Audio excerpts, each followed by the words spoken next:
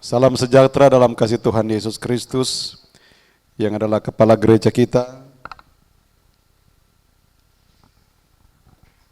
Tentu kita semua mengucap syukur kepada Tuhan karena oleh kebaikan Tuhan dan pertolongan Tuhan kita masih ada sebagaimana kita ada sampai pada saat ini. Saya khususnya juga bersyukur sekali kepada Tuhan karena Tuhan terlalu baik dalam setiap kehidupan saya, sekalipun harus melalui satu proses yang begitu luar biasa saya rasakan dan saya anggap itu adalah suatu yang dahsyat yang Tuhan pernah izinkan untuk saya lewati. Dan saya percaya bahwa karena Tuhan sangat mengasihi dan sangat peduli dengan kehidupan saya, dan saya yakin ini pun saudara-saudara semua alami. Amin. Di masa-masa sekarang ini, di masa-masa yang kita anggap ini adalah merupakan sesuatu yang sangat sulit karena seolah-olah kita tidak berdaya dengan keadaan, tetapi saya percaya bahwa di bagian yang lain Tuhan ingin membuktikan bahwa kita anak-anak Tuhan berbeda dengan orang yang tidak percaya kepada Tuhan.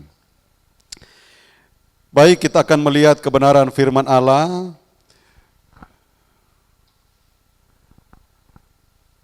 Pada kesempatan ini judulnya adalah mengasihi Yesus dengan sungguh-sungguh. Ada pengalaman yang dilalui atau dialami oleh seorang rasul, dan juga dia adalah pengikut Tuhan di masa Yesus ada, dan di masa Yesus pun sudah tidak ada. Dia benar-benar memperlihatkan hal yang indah sampai dia harus berkorban dengan sedemikian rupa. Kita akan mempelajari akan pribadi daripada seorang Petrus, Simon Petrus. Kalau kita membaca di dalam Yohanes pasalnya yang ke-21 ayatnya yang ke-15 sampai ayatnya yang ke-19, di sana kita akan bagi menjadi dua bagian penting yang sekiranya hal ini juga dapat kita pelajari bersama, karena ini pun menyangkut iman, menyangkut percaya, menyangkut keyakinan, dan juga menyangkut perjalanan orang yang percaya kepada Tuhan. Mulai ayatnya yang ke-15 dikatakan, sesudah sarapan Yesus berkata kepada Simon Petrus, "Simon anak Yohanes, apakah engkau mengasihi aku dengan lebih daripada mereka ini?" Jawab Petrus kepadanya, "Benar Tuhan, engkau tahu bahwa aku mengasihi engkau." Kata Yesus kepadanya, "Gembalakanlah domba-dombaku." Kata Yesus pula kepadanya untuk kedua kalinya, "Simon anak Yohanes, apakah engkau mengasihi aku?" Jawab Petrus kepadanya, "Benar Tuhan, engkau tahu bahwa aku mengasihi engkau." Kata Yesus kepadanya, "Gembalakanlah domba-dombaku." Kata Yesus kepadanya untuk ketiga kalinya, "Simon anak Yohanes, apakah engkau mengasihi aku?" Maka sedih hati Petrus karena Yesus berkata untuk ketiga kalinya, "Apakah engkau mengasihi aku?" Dan ia berkata kepadanya, "Tuhan, engkau tahu segala sesuatu, engkau tahu bahwa aku mengasihi engkau." Kata Yesus kepadanya, "Gembalakanlah domba-dombaku. Aku berkata kepadamu, sesungguhnya ketika engkau masih muda, engkau mengikat pinggangmu sendiri dan engkau berjalan kemana saja kau kehendaki. Tetapi Jika engkau sudah menjadi tua, engkau akan mengulurkan tanganmu dan orang lain akan mengikat engkau dan membawa engkau ke tempat yang tidak kau kehendaki. Dan hal ini dikatakannya untuk menyatakan bagaimana Petrus akan mati dan memuliakan Allah. Sudah mengatakan demikian, ia berkata kepada Petrus, ikutlah aku. Saudara-saudara yang dikasihi oleh Tuhan, kita sudah membaca satu perikop di dalam ayat-ayat yang kita baca tadi, di mana mengungkapkan tentang seorang yang namanya Simon Petrus. Pengalaman dia dalam mengikuti Tuhan itu tidak mudah, itu tidak gampang. Yang diinginkan oleh Tuhan dalam kehidupan Simon Petrus adalah agar benar-benar dia bersungguh-sungguh mengasihi Tuhan. Dan pernyataan yang dikatakan oleh Simon Petrus ini, saudara-saudara, setelah dia ditanya oleh Yesus, apakah engkau mengasihi aku? Gembalakanlah domba-dombaku. Dan hal ini adalah merupakan suatu yang sangat indah dalam kehidupan Simon Petrus. Yesus ingin menuntut Simon Petrus, karena kita tahu bahwa pada waktu Yesus kemudian disalibkan, mati, dikubur, Simon Petrus dan teman-teman yang lain, mereka ingin kembali kepada profesi mereka masing-masing. Simon Petrus adalah penangkap ikan, penjala ikan, dia ingin kembali. Dan Yesus ingin mengembalikan kepada posisi awal di mana rencana Tuhan dalam kehidupan Simon Petrus supaya dia bisa menjala manusia. Ini satu proses yang luar biasa yang Tuhan inginkan kepada Simon Petrus supaya benar-benar dia menghargai panggilan Tuhan dalam kehidupannya. Itulah sebabnya sampai 3 kali Yesus bertanya kepada Simon Petrus. Dan apa yang kita dapatkan? Sekali lagi ada 2 hal penting yang perlu kita pelajari di sini. Yang pertama adalah bahwa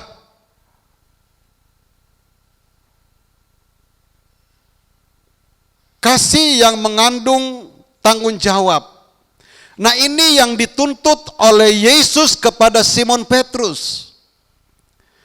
Agar benar-benar Simon Petrus mengasihi Tuhan tidak sekedar biasa-biasa saja, tetapi harus mengandung satu tanggung jawab.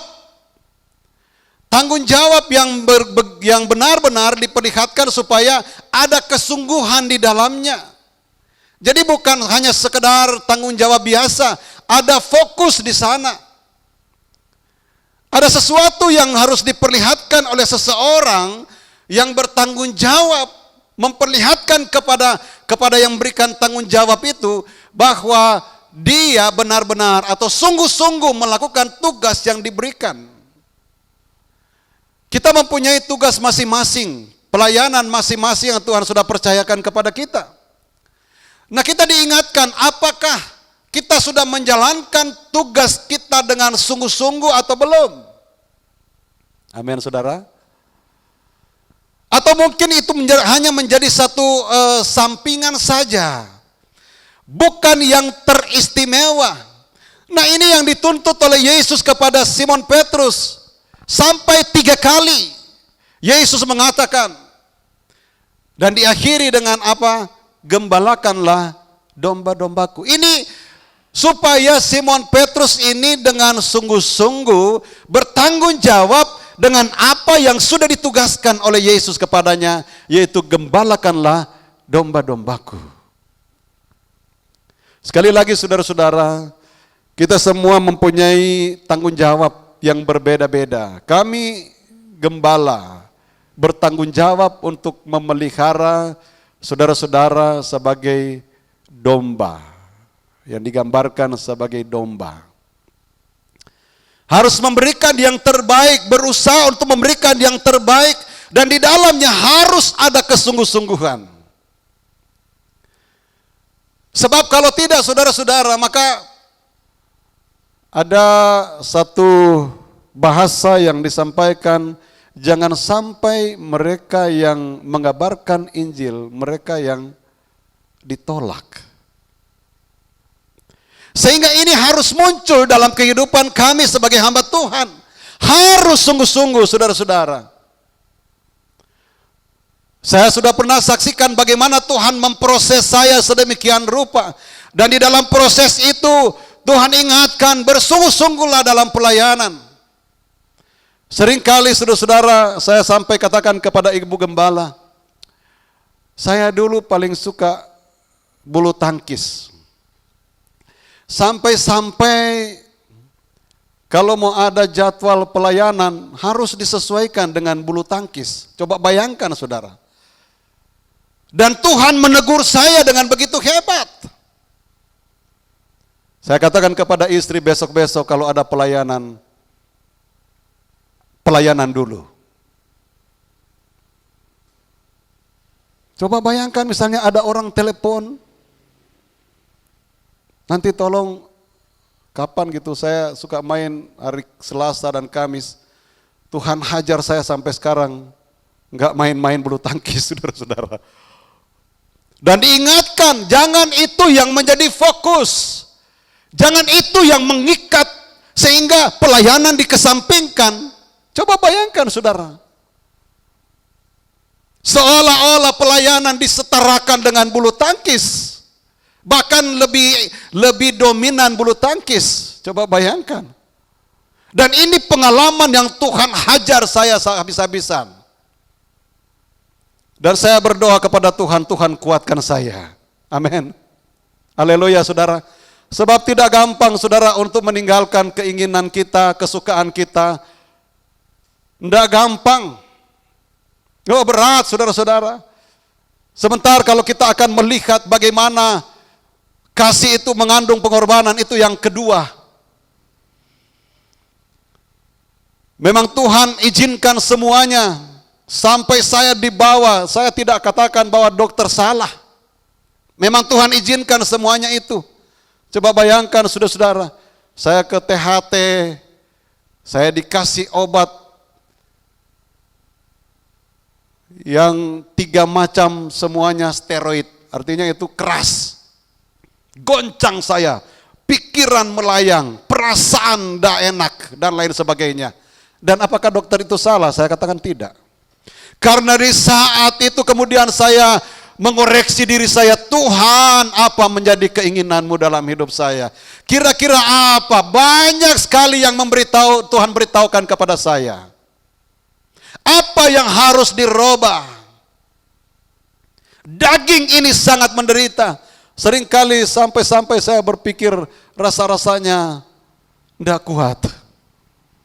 Habis sakit ini muncul. Ini saya lagi ke dokter gigi, karena memang terus terang saja kepalanya masih suka muncul tidak enak. Tapi saya sangat bersyukur kepada Tuhan.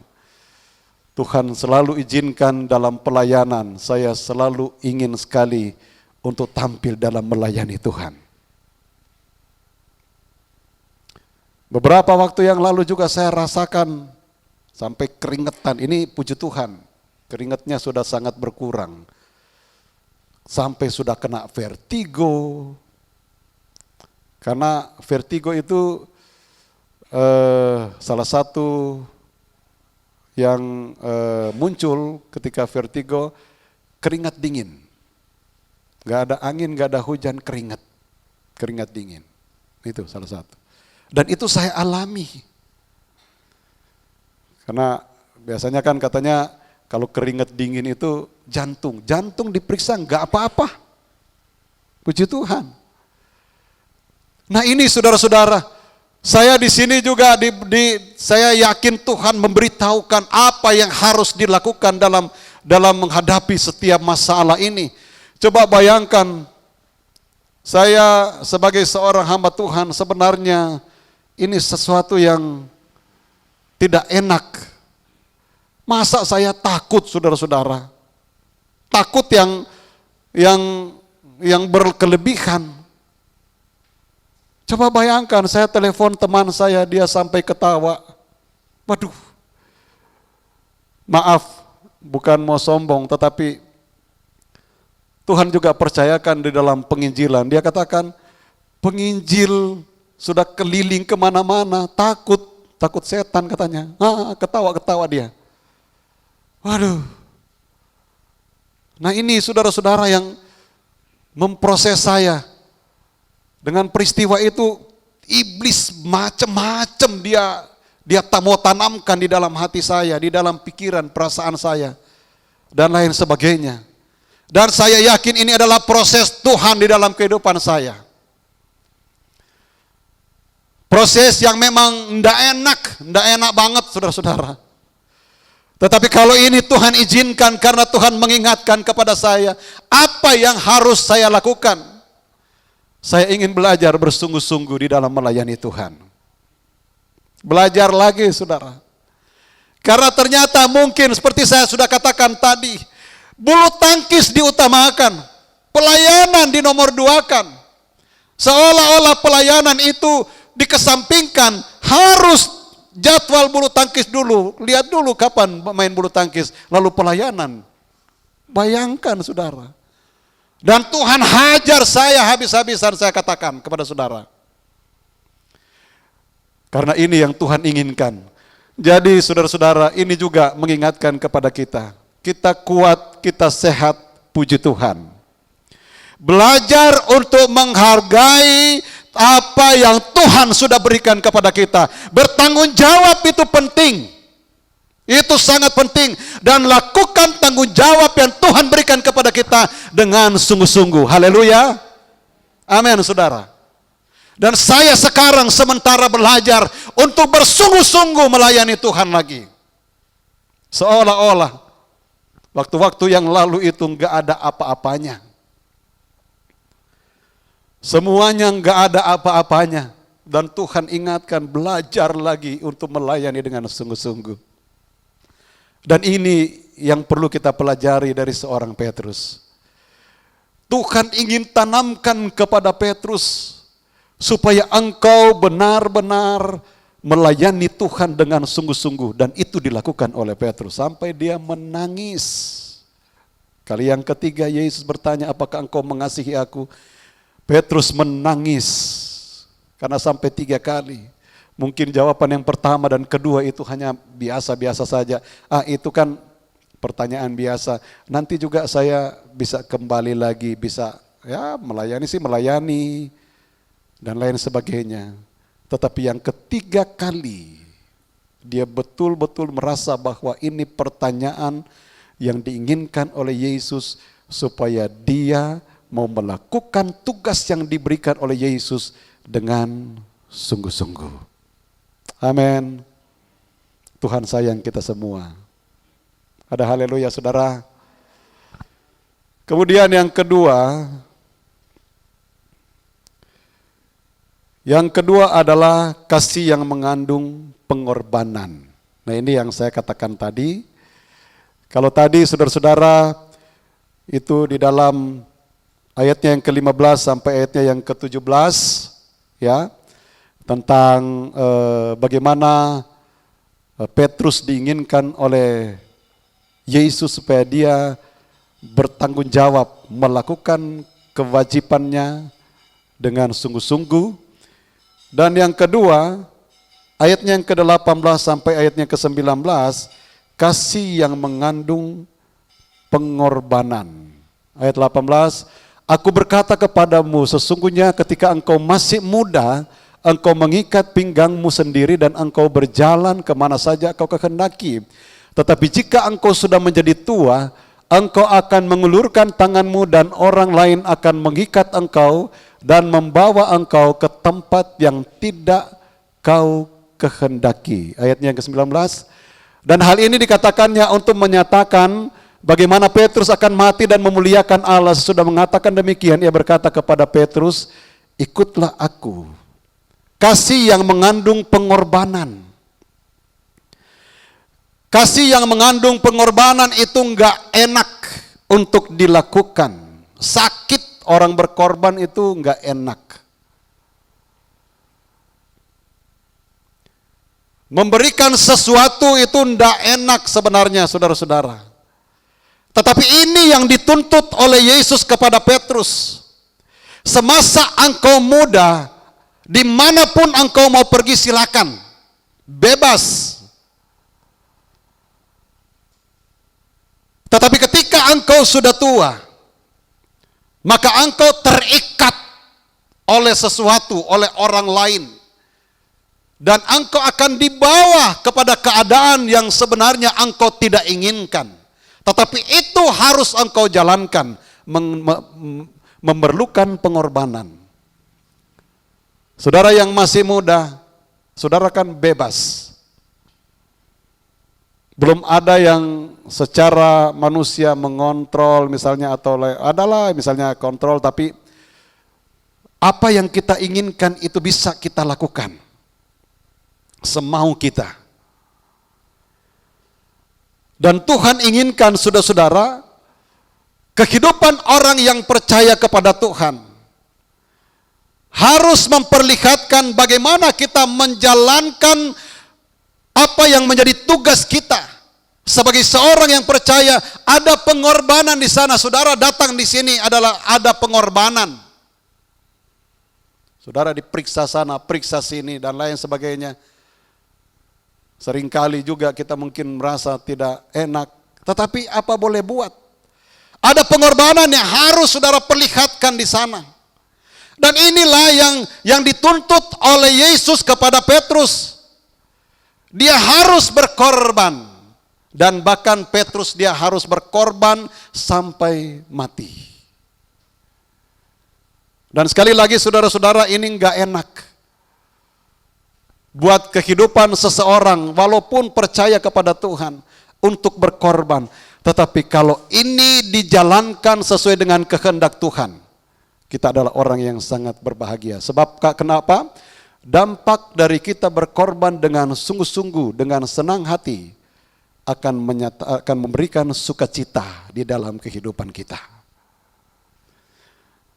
Sekalipun harus melalui penderitaan yang begitu hebat, Petrus dia banyak mengalami penderitaan. Dia berkorban untuk melayani Tuhan. Dia berkorban untuk menjalankan visi misi yang Tuhan ingin tanamkan kepadanya. Tetapi dia harus jalan ini walaupun dia harus berhadapan dengan kematian. Dan inilah yang Tuhan inginkan buat kehidupan kita. Berkorban melakukan kehendak Tuhan dalam kehidupan kita. Amin, saudara-saudara. Kita membaca ayat yang terakhir, Filipi pasalnya yang ke-1, ayat yang ke-29 dan ayatnya yang ke-30. Ini perlu kita tanamkan di dalam hati kita, karena ada bahkan pengajaran tentang kesejahteraan. Orang yang percaya itu tidak boleh sakit, orang yang percaya itu tidak boleh menderita, dan lain sebagainya. Ayat 29, sebab kepada kamu dikaruniakan bukan saja, kita baca sama-sama ya, biar kita resapi bersama. 2, 3. Sebab kepada kamu dikaruniakan bukan saja untuk percaya kepada Kristus, melainkan juga untuk menderita untuk Dia. Garis bawahi, menderita untuk Dia, untuk Tuhan. Amin. Jangan menderita karena kesalahan sendiri. Nah, sebagai anak Tuhan, kita ada pengorbanan di sana. Penderitaan harus kita lewati, tetapi menderita di sini bukan yang karena perbuatan diri kita sendiri. Memang di dalamnya juga ada proses yang Tuhan bisa kerjakan di sana. Tetapi khususnya adalah menderita untuk Dia. Sesuatu yang tidak kita harapkan itu terjadi. Kita melayani tetapi kita mengalami sakit penyakit. Menderita untuk Dia. Amin. Ayat 30. Dalam pergumulan, ya, jadi menderita untuk Dia dalam pergumulan yang sama seperti yang dahulu kamu lihat padaku. dan yang sekarang kamu dengar tentang aku. Rasul Paulus, dia mengungkapkan tentang pengalaman perjalanan pelayanan yang dia sudah lalui. Nggak enak semua, nggak enak-enak aja saudara-saudara. Ada banyak penderitaan yang harus dilalui oleh Rasul Paulus. Ada banyak ujian, ada banyak cobaan yang harus dilalui oleh Rasul Paulus. Dan dia katakan dalam pergumulan yang sama seperti yang dahulu kamu lihat padaku dan yang sekarang kamu dengar tentang aku. Ada yang tidak dilihat tetapi didengar, tetapi Paulus dia mengungkapkan bagaimana pengalaman penderitaan yang harus dia lewati. Dan dia ingatkan bahwa karunia Tuhan kepada orang yang percaya bukan hanya sekedar percaya, tetapi di dalamnya ada penderitaan. Tetapi penderitaan itu adalah penderitaan untuk dia. Penderitaan bagaimana kita menjalani percaya kita. Bagaimana kita menjalani dengan sungguh-sungguh akan keyakinan kita kepada Tuhan. Kalau di dalamnya ada penderitaan, saudara-saudara, ada ayat yang mengatakan di balik penderitaan ada kemuliaan. Ada kemuliaan yang Tuhan ingin nyatakan. Kita akan dimuliakan pada waktunya. Tuhan ingin memperlihatkan kepada kita bahwa Dia adalah Allah yang Maha Kuasa, yang sudah mengasihi kita. Jadi kita pun harus membalas untuk mengasihi Dia dengan sungguh-sungguh, walaupun kita harus mengalami penderitaan. Ada pengorbanan di sana. Kita belajar untuk melakukan kehendak Tuhan. Amin. Kiranya Tuhan beri kekuatan, memberikan hikmat, memberikan pengertian kepada kita apa yang harus kita lakukan. Dia berikan jalan keluar kepada kita. Karena Dia tidak akan mengecewakan anak-anaknya. Kalau saudara berada dalam penderitaan, ingat, menderita karena Tuhan. Itu adalah bagian yang diizinkan oleh Tuhan. Dan percayalah, di balik penderitaan ada kemuliaan Tuhan. Ada haleluya. Mari kita bangkit berdiri semua. Tuhan, karena kebaikan Tuhan, karena kasih Tuhan, kami dapat menikmati dan merasakan ibadah yang sudah diberkati oleh Tuhan. Syukur kami naikkan kepada Tuhan yang tidak pernah berhenti memperhatikan kehidupan kami. Dalam keadaan apapun Engkau selalu ada bersama dengan kami ya Tuhan. Terima kasih banyak Bapa di surga, memberkati hamba-hamba anak-anak-Mu yang sudah mengambil bagian dalam pelayanan di sepanjang ibadah ini. Memberkati setiap korban persembahan yang diberikan dalam bentuk apapun. Dalam nama Tuhan Yesus Kristus semuanya diberkati oleh Tuhan. Terima kasih banyak Bapa di surga, menyerahkan juga lagi ke dalam tangan Tuhan buat semua aktivitas kami. Tuhan tolong kami, Tuhan sertai kami, tutup bungkus kami semua dengan kuasa darah Yesus, sehingga dalam segala aktivitas kami disertai dan kami diberkati oleh Tuhan. Saudara-saudara kami, keluarga kami yang dalam keadaan sakit, Bapa ulurkan tangan-Mu buat mereka, sembuhkan dalam nama Tuhan Yesus Kristus. Mereka boleh dilawan Tuhan, mereka boleh dijamah Tuhan, kesembuhan menjadi bagian mereka. Terima kasih Tuhan Yesus, sertakan kami kembali pulang sepi dalam perjalanan kami. Jauhkan, hindarkan dari hal-hal yang tidak diinginkan, tibakan dengan tidak satu kurang apa-apa.